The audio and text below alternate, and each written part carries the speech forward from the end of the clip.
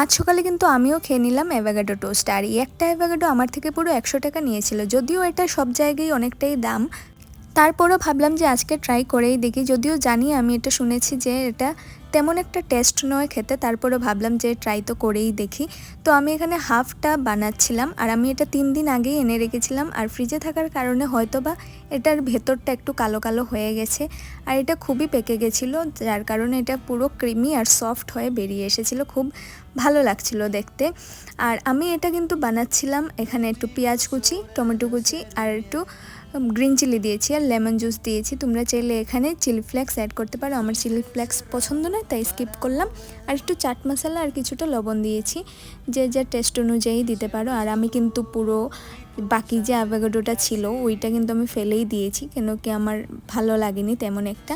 আর আমি এখানে প্যানের মধ্যে একটু বাটার দিয়ে ব্রেডটাকে একটু টোস্ট করে নিলাম, আর এই প্রিমিক্সটাকে আমি স্প্রেড করে দিলাম।